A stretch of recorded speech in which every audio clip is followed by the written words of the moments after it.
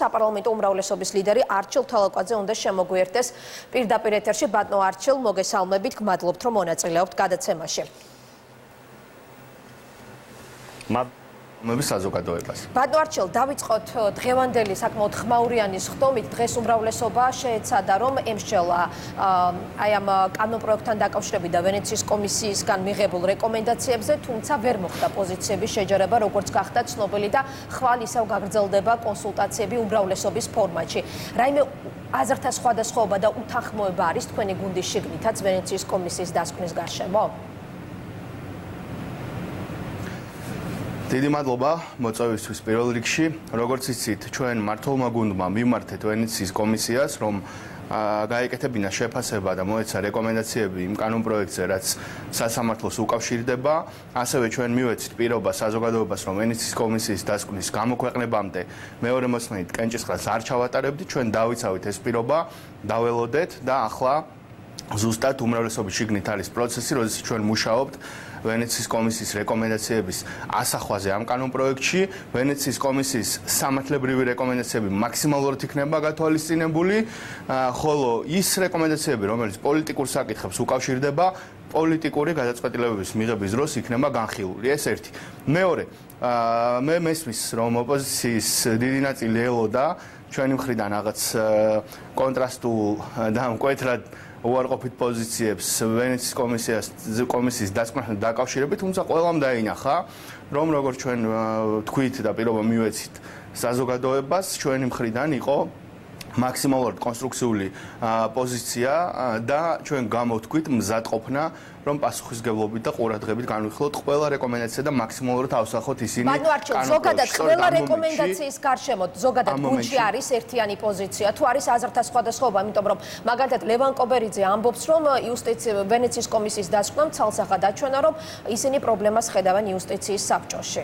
ანუ მე მინდა კითხოთ, რამდენად ზოგადად ერთიანი პოზიცია არის ვენეციის კომისიის დასკვნის გარშემო. გეტყვით. დღეს ჩვენ ჩავატარეთ უმრავლესობის სხდომა, სწორედ იმიტომ, რომ რეალურად გვემსჯელა და აგვესახა რეკომენდაციები უკვე კანონპროექტში, რომელსაც ამ კვირაში პლენარულ სესიაზე ვიხილავთ.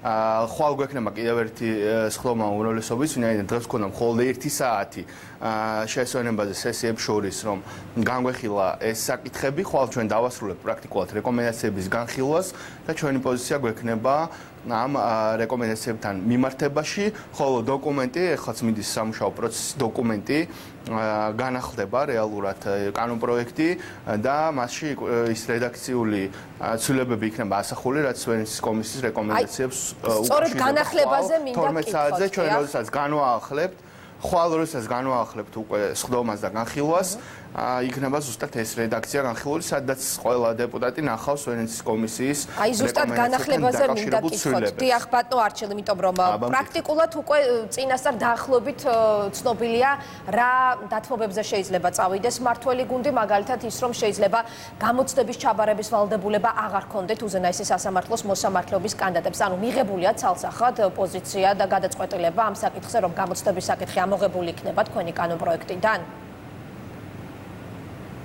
გამოცდის საკითხი არის საკითხი, სადაც პირდაპირ ციტატას გეუბნებით ვენეციის კომისიის დასკვნაში წერია, რომ უმჯობესია გადაიხედოს. კანონპროექტს უნდა უყურეთ პირდაპირ წერია, იქ არ წერია, რომ ეს უნდა გაუქმდეს, ან არ წერია, რომ ეს უნდა ჩაიწეროს. იქ წერია, რომ ავტორები უნდა დაუბრუნდნენ ამ საკითხის განხილვას და რატომ, რა წერია მიზეზად. წერია, რომ ამ კრიტერიუმში არის ორი კომპონენტი, ერთი ეს არის იურისტის კვალიფიკაცია, რომელიც აღიარებული უნდა იყოს და მეორე რომ გამოცდა უნდა ქონდეს ჩაბარებული.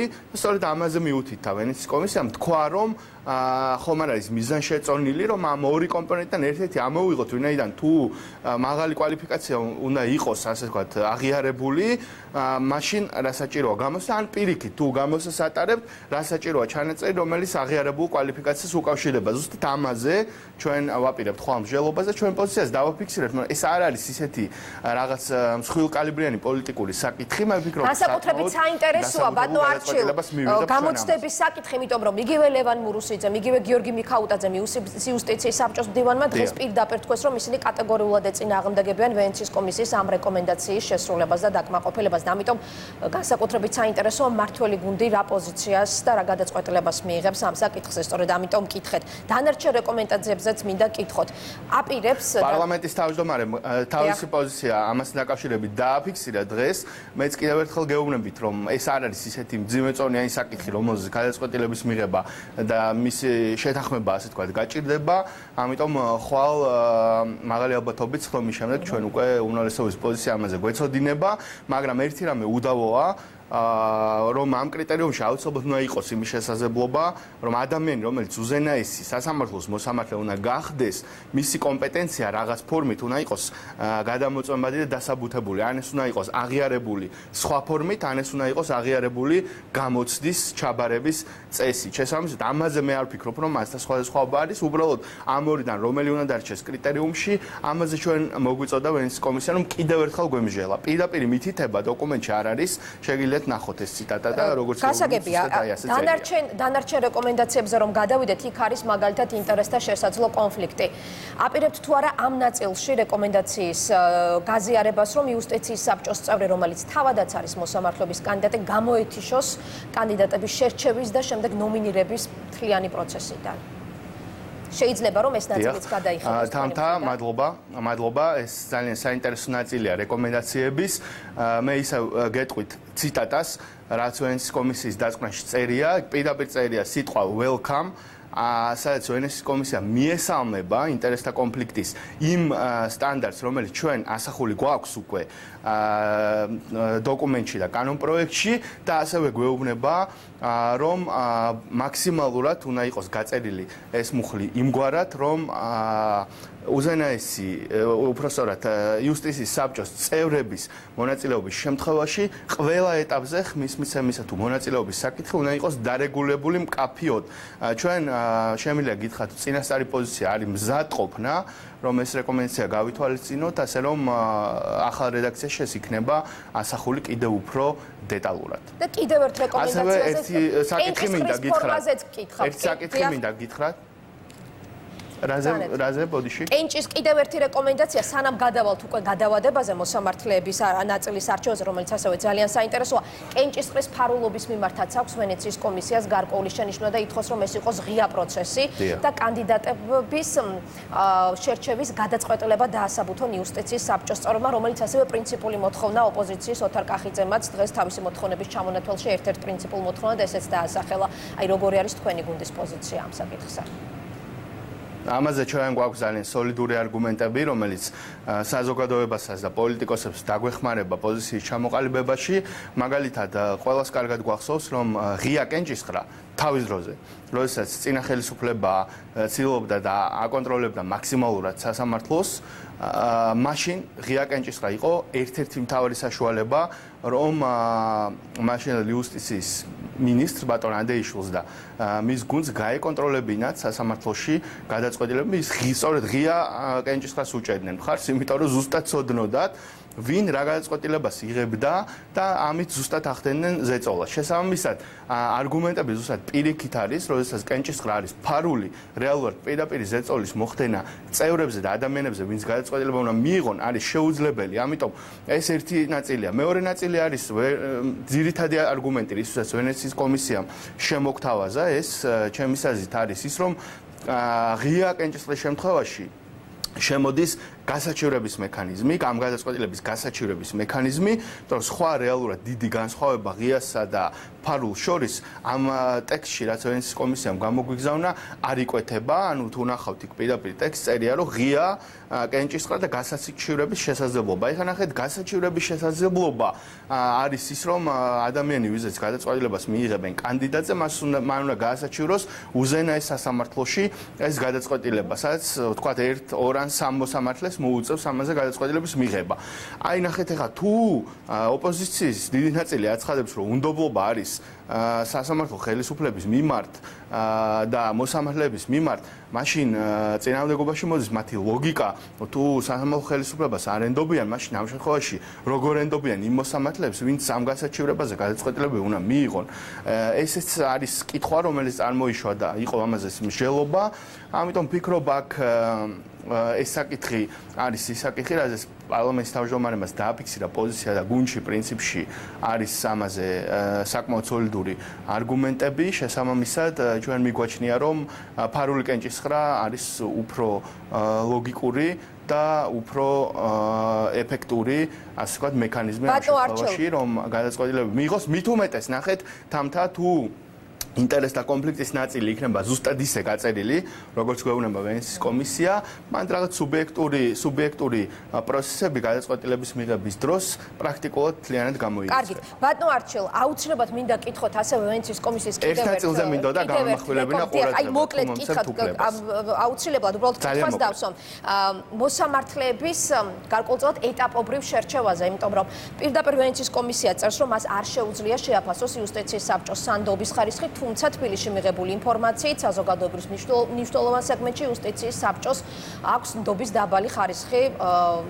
იყო თუ არა ეს ჩანაწერი თქვენი გუნდისთვის ზოგადად დამაფიქრებელი, ეს ერთი და მეორე, რატომ არ შეიძლება რომ მართლაც ეტაპობრივად მოხდეს მოსამართლეების შერჩევა, მით უმეტეს რომ 20-მდე მოსამართლის შერჩევაზეა საუბარი, მით უმეტეს რომ ვენეციის კომისია პირდაპირ მოგიწოდეთ რომ შესაძლებელია ეს პროცესი მომავალი მოწვევის პარლამენტს გადააბაროთ. და კიდევ ერთი დღეს ოდირმაც დადო დასკვნა და ისიც მიუთითებს პროცესის შესაძლო სიჩქარეზე. აი ციტატასაც წერს ოდირი, რომ შესაძლოა გარკვეულწილად დაჩქარებულ პროცედურას ჰქონდეს ადგილი მოსამართლეების შერჩევის. აი სწორედ ამიტომ განსაკუთრებით მნიშვნელოვანია, რატომ არ შეიძლება რომ ამ ნაწილშიც წავიდეს მმართველი გუნდი გარკვეულ დათმობაზე. კარგი კითხვაა, მადლობთ. როგორც ხედავთ, ძალიან კარგად ხართ მომზადებული ვენეციის კომისიის დასკვნასთან დაკავშირებით. ისევ ჩემი ინტერპრეტაცია რომ არ იყოს პირდაპირ გეტყვით დოკუმენტის ტექსტიდან, რა წერია იქ. იქ წერია, რომ კანონპროექტის ავტორებმა და პარლამენტმა, რომელიც უნდა მიიღოს გადაწყვეტილება უზენაესი სასამართლოს კანდიდატებთან დაკავშირებით, კონსულტაცია გაიარონო სასამართლო ხელისუფლებასთან განსაზღვრონ თუ რამდენი წევრი სჭირდება უზენაეს სასამართლოს იმისთვის, რომ შეუფერხებლად იმუშაოსო. ეხლა თქვენ კარგად იცით საზოგადოებას მოიხსენება, ძალიან ბევრი ადამიანი ელოდება თავის საქმეებზე გადაწყვეტილებას, რომელიც არის უზენაეს სასამართლოში, ეს არის ქონებას დაკავშირებული საკითხები, სისხლის სამართლის საქმეები, ის საქმეები, რაც ადამიანები სამართლის დადგენას ელოდებიან ბოლო ინსტანციაში. და ეს ხდება რატომ? და მათთვის ყოველი დღეც შეიძლება ერთი თვე ძალიან ბევრი დრო იყოს, იმიტომ რომ მათი პირადი და მთავარი საკითხები არის გადასაწყვეტი და ეს რატომ ხდება? ხდება იმიტომ რომ მოსამართლეების რაოდენობა არის ძალიან მცირე, ხოლო საქმეთა რაოდენობა არის ძალიან დიდი. შესაბამისად, დღის წესრიგში დგას აქ დაკომპლექტების საკითხი. ამ რეკომენდაციას რაც შეეხება, ეს არის ერთ-ერთი რეკომენდაცია, რომელიც პოლიტიკურ საკითხს უკავშირდება და ჩვენ ამას განვიხილავთ პოლიტიკური გადაწყვეტილების მიღების დროს, როდესაც კანდიდატები და მისი რაოდენობა იქნება ცნობილი პარლამენტში, მაგრამ მანამდე ჩვენ მივყვებით რეკომენდაციას, რომელიც არის მოცემული ტექსტში ვენეციის კომისიის დასკვნაში და აუცილებლად კონსულტაციას ამ თემაზე გავივლით სასამართლო ხელისუფლებასთან. ეხლა რაც შეეხება ოპოზიციის ნაწილის აქცენტებს, რომ შემდეგ პარლამენტს გადავაბაროთ ეს საკითხი. მე შეგახსენებთ, ეს არის ის ოპოზიცია, რომელმაც თავის დროზე პროპორციული არჩევნების ჩატარების საკითხი გადააბარა შემდეგ პარლამენტს, მათ არ მიიღეს გადაწყვეტილება 2014 წელს, როდესაც კენჭისყრაზე იდგა ეს პარლამენტში და პარლამენტს შეეძლო პროპორციულ არჩევნებზე მიეღო გადაწყვეტილება. ეხლა 2020-ში უკვე გვექნებოდა პროპორციული არჩევნები და დღეს ნახეთ იგივე ხალხი რას აკეთებენ. დღეს გამოდიან და ძალიან ხმამაღალ განცხადებას აკეთებენ იმასთან დაკავშირებით, რომ ხელისუფლება მოიქცა უპასუხისმგებლოთო, რომ 2024 წელს დანიშნა და გააკეთა ჩანაწერი კონსტიტუციაში პროპორციულ არჩევნებთან დაკავშირებითო. და ამაზე გვაკრიტიკებენ. იგივე ხალხი, რომელმაც მაშინ შემდეგ პარლამენტს გადააბარეს ეს საკითხი, მაშინ რომ მიეღოთ გადაწყვეტილება, დღეს ეს თემა არ იქნებოდა ქვეყანაში. ამიტომ მათი მხრიდან ელემენტარულად არათანმიმდევრული და არაგულწრფელია, რომ ისინი რამეზე ამბობენ, რომ გადავაბაროთ მომავალ პარლამენტს. ამიტომ აქ პირდაპირ გეუბნებით, რომ რაც არის რეკომენდაცია, მაგრამ ვენეციის კომისიაც მოგიწოდებს გადაბარებაზე, და ამიტომ არის მნიშვნელოვანი, რომ სრულიად ვენეციის კომისია გვეუბნება ვენეციის კომისია გვეუბნება, რომ კონსულტაცია გაიარეთ სასამართლო ხელისუფლებასთან და განსაზღვრეთ, რამდენი წევრი ჭირდება უზენაეს სასამართლოსო და ჩვენ ამ რეკომენდაციას გავყვებით, როდესაც პოლიტიკურ გადაწყვეტილებას მივიღებთ მოსამართლეებთან დაკავშირებით და თუ ვინმეს ახლა წარმოედგინა, რომ თქვა მთელი უზენაეს სასამართლო ერთი ხელის მოსვლით დაკომპლექტებოდა, ესეც არ არის სწორი და საზოგადოება ნუ შეყავთ შეცდომაში ამასთან დაკავშირებით. ეს იქნება საკმაოდ ხანგრძლივი პროცესი, იცით რომ თითოეულ კანდიდატს პარლამენტი ღია რეჟიმში გაესაუბრება კომიტეტზე, იქნება ინდივიდუალური კენჭისყრა, არ გამოურიცხავთ რომ ყველა კანდიდატი, რომელიც წარმოდგენილი იქნება პარლამენტში, შესაძლოა არც დამტკიცოს პარლამენტმა და ხელახალი პროცესი ჩაირთოს, ამიტომ მე მინდა გადავიდე ერთ მნიშვნელოვან საკითხზე, აი, რისი თქვაც გსურდათ, თვითონ უნდა დავასრულოთ, იმიტომ რომ გადავაცილეთ დროს, უნდა დაგემშვიდობოთ. ძალიან მოკლედ გეტყვით. ნახეთ, ოპოზიცია ჩუმად არის ამას დაკავშირებით და რა თქმა უნდა, შესაბამისად მედიასაც ეს დიდწილად არ გაუშვებია. ვენეციის კომისიის დასკვნაში არის პირდაპირ ცალსახად ერთმნიშვნელოვანი დადებითი შეფასებები მოცემული იმ მნიშვნელოვან ნაწილზე, რომელიც უკავშირდება პროცესის საპარლამენტო ნაწილს. პირდაპირ წერს ვენეციის კომისია, რომ მიესალმებიან იმ პროცესს, როგორც არის ეს მოცემული კანონპროექტში, თუ როგორი მაღალი სტანდარტით განიხილავს საქართველოს პარლამენტი კანდიდატურებს. პრაქტიკულად მაშინაც გითხარით მე და ამ ეთერში ვთქვი და კიდევ ვიმეორებ, რომ ჩვენ გავაკეთეთ ისეთი ჩანაწერი კანონში, როგორც არის მაგალითად ამერიკის შეერთებული შტატების კონგრესის სტანდარტი, როდესაც კონგრესში თითოეული კანდიდატურა პირდაპირ ინტერვიუს გადის ღია კომიტეტზე, სადაც კითხვებს უსვამენ და შემდეგ იღებს გადაწყვეტილებას კონგრესი. აი ზუსტად ესე არის გაწერილი ჩვენს კანონში და ამას მიესალმება პირდაპირ ტექსტში არის დადებით ჩანაწერი ვენეციის კომისიის მხრიდან. რაც შეეხება ეუთოს ადამიანის უფლებათა დაცვის ოფისის ანგარიშში, იქ მოცემული რეკომენდაციები მეტწილად ემთხვევა ვენეციის კომისიის შეფასებებს და რეკომენდაციებს.